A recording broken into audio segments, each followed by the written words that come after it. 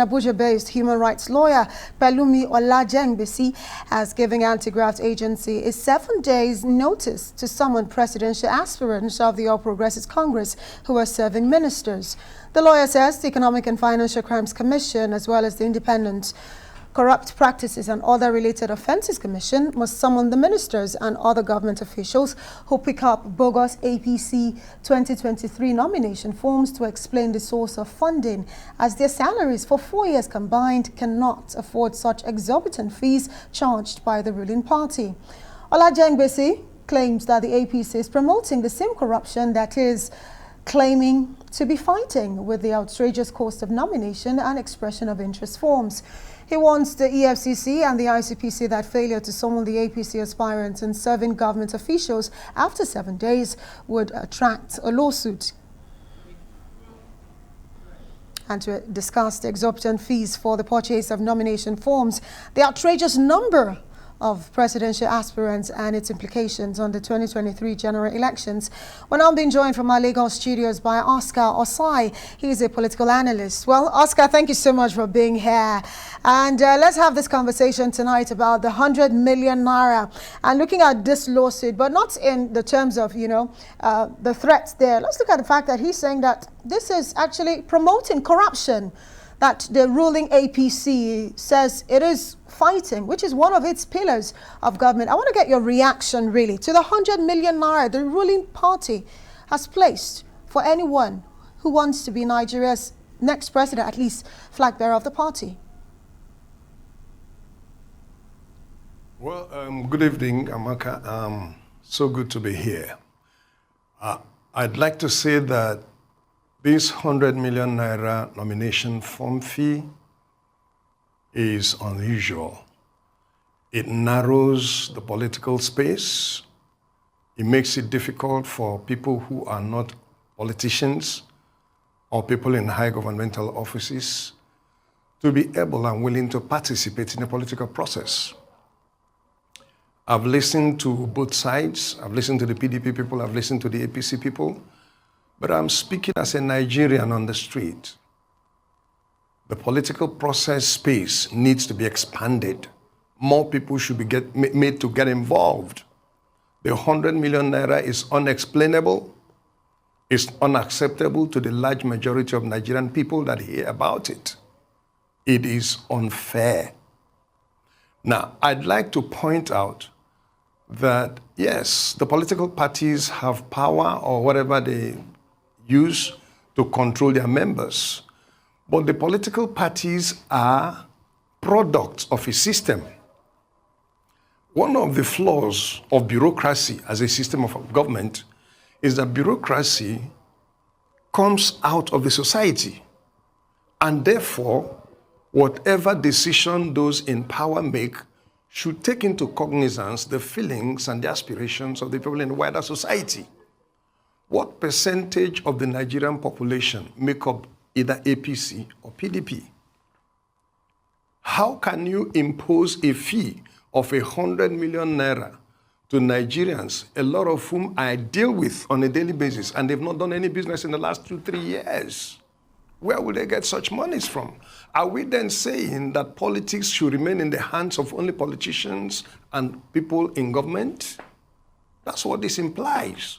So I'm not a lawyer, I'm not going to court, but I am in the court of public opinion. How does it look?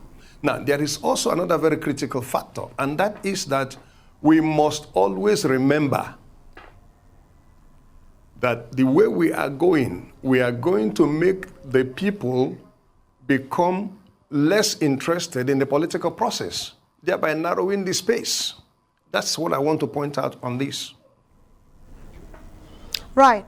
And Oscar, if you look at the Revenue Mobilization and Fiscal Commission, how they broke down the salaries of a sitting president of Nigeria, what I'm looking at right now, it says a president in a year is expected to earn 14 million naira, a vice president 12 million naira, that is in a year.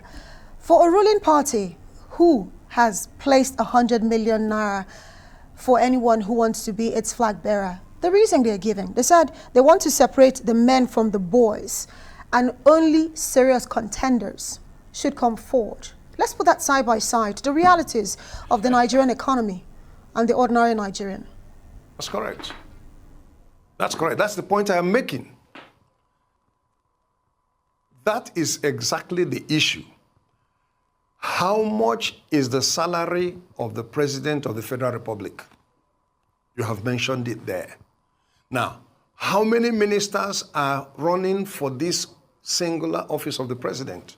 Even from this administration, where are the funds coming from? A lot of these gentlemen are people we knew 4 years ago, 6 years ago, 7 years ago. We know how they were faring. Now, how come they now have 100 million naira to buy form? For your information, Nigeria has about 10,000 wards, 724 local governments. Where will they get the funding to run this very expensive electioneering process? Now, we are observing as people on the street, as Nigerians, as well as well-meaning citizens, that the political process in Nigeria is extraordinarily expensive. And that is the reason for corruption, which this administration promised from day one to fight and to put an end to. We are therefore saying that something is wrong with the analysis of this administration as to how it fights the corruption, what the meaning of fighting corruption is, and how the fight itself is executed. Something is fundamentally wrong with the way it's being done. Well, you know, political parties have to fund campaigns. They have to run their offices. And the APC saying they want only those who really have the war chest to come forward, and that's the reason why they're putting this. So how would you actually judge what the APC is saying as the excuse as to why it's so high? What we are saying, APC is entitled to her position. APC is the party in power. They have a right to decide who they want and what they want. But we, as the citizens of the country, have a right to analyzing what APC decides to do. Listen, one of the fundamental issues in Nigeria is that when a citizen of the country does something that is contrary to what the state or government wants him to do, the state uses her powers of coercion, either the police or the military, to hold such a person down. Now, but when the state begins to do things that the society is feeling uncomfortable about, the society has no way of expressing her feelings. I have been asking, what is the Bill of Rights of a Nigerian citizen? What we are saying as citizens is that it is unheard of that boys are being separated from men. Everybody has a right to sit and run for the office of the president. They should not make it impossible for anybody who wants to run. It doesn't matter whether he has money or not. That's the point we're making in the society. And we're entitled to our opinion. And we're asking that the government should take cognizance of these things we're saying. We may not be going to court, but let it be heard that some people have such a view. I don't know if you get what I'm saying. Yes. Let it be clear that views like this are being expressed. Right, and that's the reason why we're having this conversation with you tonight. And looking at the fact that President Muhammadu Buhari himself back in 2018 had complained that the 45 million naira placed on, you know, the presidential nomination form was even way too high, and now 100 million naira, he is quiet. But can we talk in about a minute about the role of the anti-graft agencies in really helping to strengthen our democracy and checking some of these excesses, and even the Code of Conduct Bureau, which actually, you know, knows how much whoever is in office had before getting that office?